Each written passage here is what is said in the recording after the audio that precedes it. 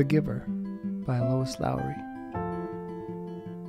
Narrated by Fraser Readman. Chapter 14. It was much the same, this memory, though the hill seemed to be a different one, steeper, and the snow was not falling as thickly as it had before. It was colder also, Jonas perceived. He could see, as he sat waiting at the top of the hill, that the snow beneath the sled was not thick and soft as it had been before, but hard and coated with bluish ice. The sled moved forward, and Jonas grinned with delight, looking forward to the breathtaking slide down through the invigorating air. But the runners this time couldn't slice through the frozen expanse as they had on the other snow-cushioned hill. They skittered sideways and the sled gathered speed. Jonas pulled at the rope, trying to steer, but the steepness and speed took control from his hands, and he was no longer enjoying the feeling of freedom, but instead, terrified, was at the mercy of the wild acceleration downward over the ice.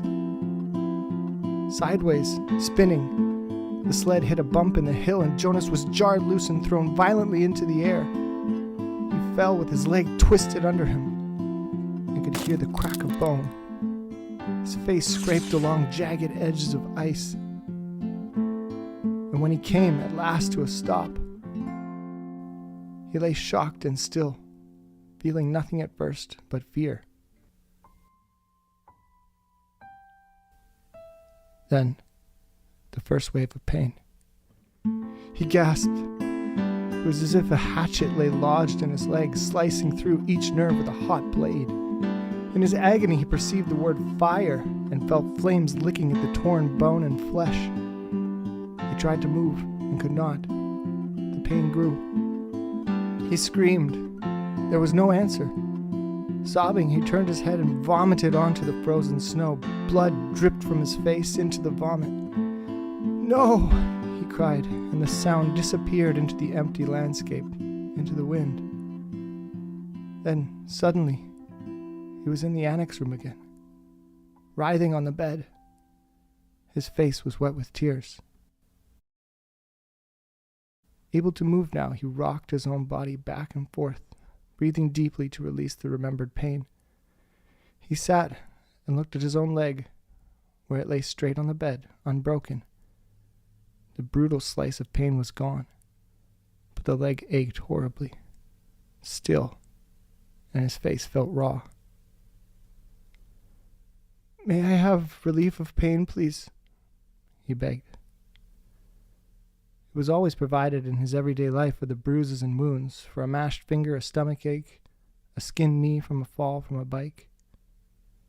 There was always a daub of anesthetic ointment, or a pill, or in severe instances, an injection that brought complete and instantaneous deliverance. But the giver said no, and looked away. Limping, Jonas walked home, pushing his bicycle that evening. The sunburn pain had been so small, in comparison, and had not stayed with him. But this ache lingered. It was not unendurable as the pain on the hill had been. Jonas tried to be brave. He remembered that the chief elder had said he was brave. "Is something wrong, Jonas?" his father asked at the evening meal. "You're so quiet tonight. Aren't you feeling well? Would you like some medication?" But Jonas remembered the rules. No medication for anything related to his training, and no discussion of his training. At the time for sharing of feelings, he simply said that he felt tired, that his school lessons had been unusually demanding that day. He went to his sleeping room early, and from behind the closed door he could hear his parents and sister laughing as they gave Gabriel his evening bath. They have never known pain, he thought. The realization made him feel desperately lonely, and he rubbed his throbbing leg. He eventually slept. Again and again he dreamed of the anguish and the isolation on the forsaken hill. The daily training continued, and now it always included pain. The agony of the fractured leg began to seem no more than a mild discomfort, as the giver led Jonas firmly, little by little, into the deep and terrible suffering of the past.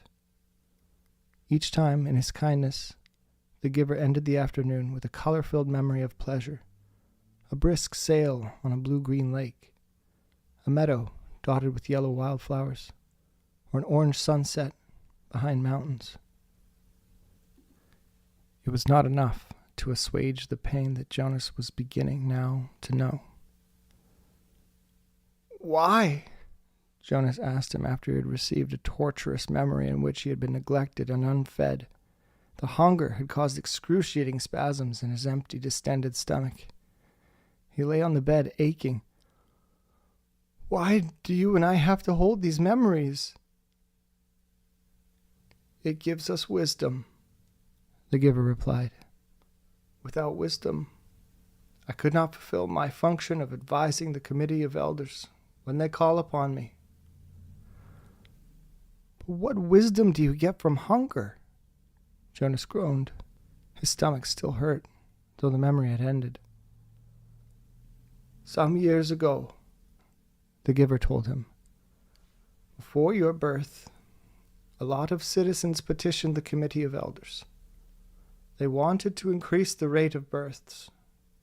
They wanted each birth mother to be assigned 4 births instead of 3, so that the population would increase and there would be more laborers available."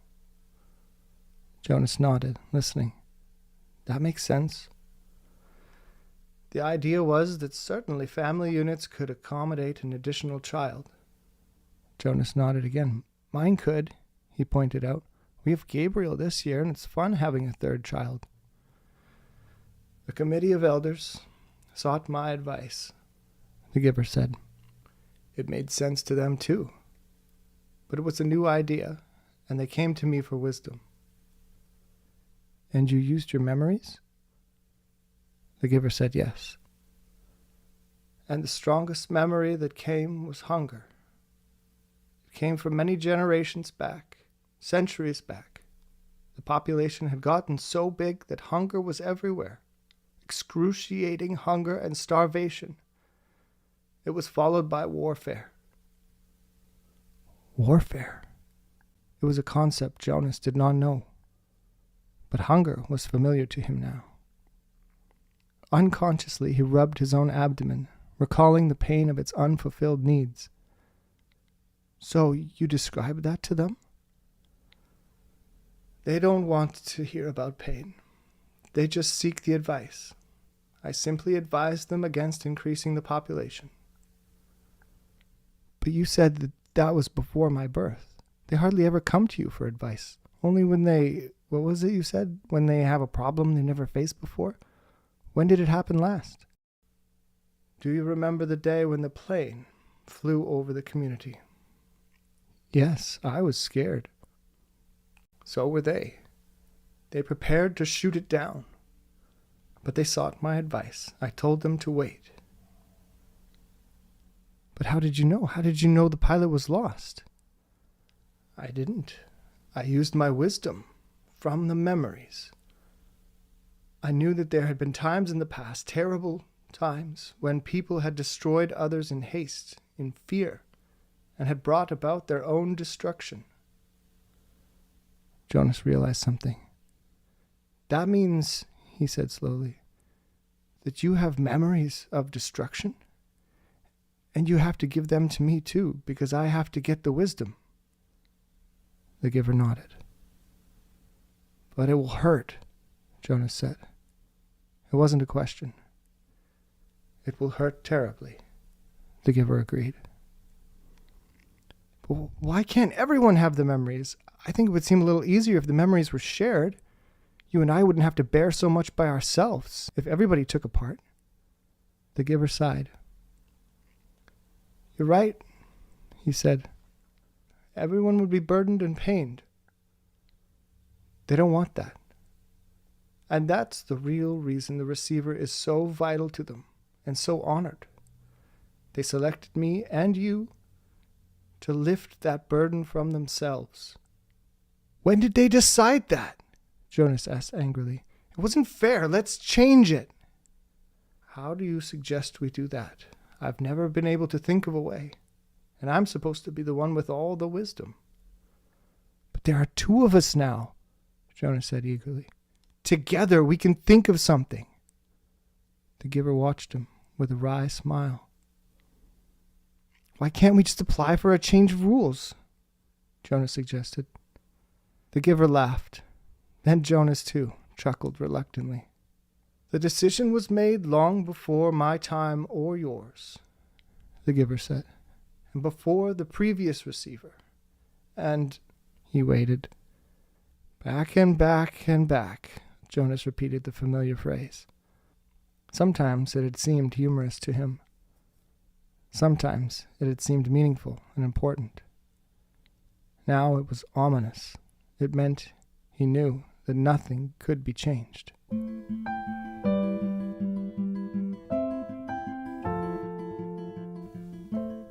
The new child, Gabriel, was growing and successfully passed the tests of maturity that the nurturers gave each month. He could sit alone now, could reach for and grasp small play objects, and he had 6 teeth. During the daytime hours, Father reported he was cheerful and seemed of normal intelligence, but he remained fretful at night, whimpering often, needing frequent attention. After all this extra time I've put in with him, Father said one evening after Gabriel had been bathed and was lying for the moment hugging his hippo placidly in the small crib that had replaced the basket. I hope they're not going to decide to release him. Maybe it would be for the best, Mother suggested. I know you don't mind getting up with him at night, but the lack of sleep is awfully hard for me. If they release Gabriel, can we get another new child as a visitor? Asked Lily. She was kneeling beside the crib, making funny faces at the little one, who was smiling back at her. Jonas's mother rolled her eyes in dismay. No, Father said, smiling. He ruffled Lily's hair. It's very rare, anyway, that a new child's status is as uncertain as Gabriel's. It probably won't happen again for a long time. Anyway, he sighed, they won't make the decision for a while. Right now we're all preparing for a release we'll probably have to make very soon. There's a birth mother who's expecting twin males next month. Oh, dear, Mother said, shaking her head. If they're identical, I hope you're not the one assigned. I am. I'm next on the list. I'll have to select the one to get nurtured and the one to be released. It's usually not hard, though. Usually it's just a matter of birth weight. We release the smaller of the two. Jonas, listening, thought suddenly about the bridge and how, standing there, he had wondered what lay elsewhere. Was there someone there, waiting, who would receive the tiny released twin? Would it grow up elsewhere, not knowing ever that in this community lived a being who looked exactly the same? For a moment he felt a tiny fluttering hope that he knew was quite foolish. He hoped that it would be Larissa, waiting. Larissa, the old woman he had bathed. He remembered her sparkling eyes, her soft voice, her low chuckle.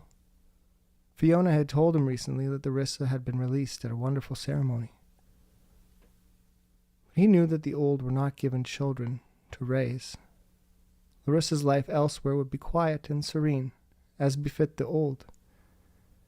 She would not welcome the responsibility of nurturing a new child who needed feeding and care, and would likely cry at night. Mother, Father, he said, the idea coming to him unexpectedly. Why don't we put Gabriel's crib in my room tonight? I know how to feed and comfort him, and it would let you and Father get some sleep. Father looked doubtful. You sleep so soundly, Jonas. What if his restlessness didn't wake you? It was Lily who answered that.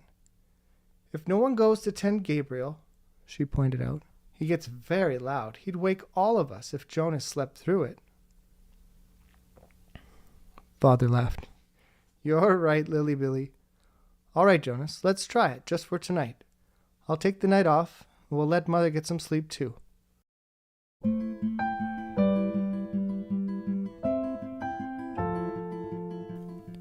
Gabriel slept soundly for the earliest part of the night. Jonas, in his bed, lay awake for a while. From time to time he raised himself on one elbow, looking over at the crib.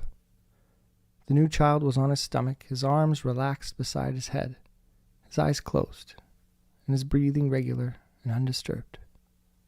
Finally, Jonas slept too. Then, as the middle hours of the night approached, the noise of Gabe's restlessness woke Jonas. The new child was turning under his cover, flailing his arms, and beginning to whimper. Jonas rose and went to him. Gently, he patted Gabriel's back. Sometimes that was all it took to lull him back to sleep. But the new child still squirmed fretfully under his hand. Still patting rhythmically, Jonas began to remember the wonderful sail that the giver had given him not long before. A bright, breezy day on a clear turquoise lake, and above him the white sail of the boat, billowing as he moved along in the brisk wind.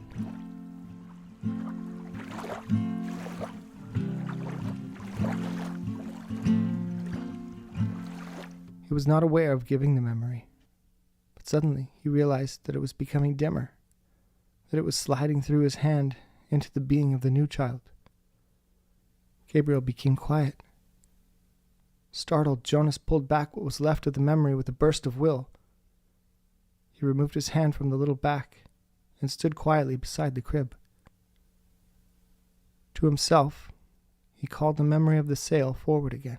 It was still there, but the sky was less blue, the gentle motion of the boat slower, the water of the lake more murky and clouded. He kept it for a while, soothing his own nervousness at what had occurred, then let it go and returned to his bed.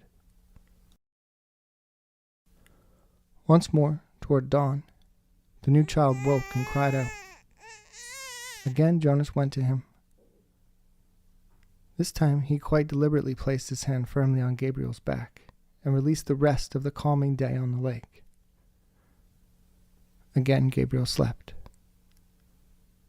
But now Jonas lay awake, thinking. He no longer had any more than a wisp of the memory, and he felt a small lack where it had been. He could ask the giver for another sail, he knew. A sail perhaps on the ocean next time, for Jonas had a memory of ocean now, and knew what it was. He knew that there were sailboats there too, and memories yet to be acquired.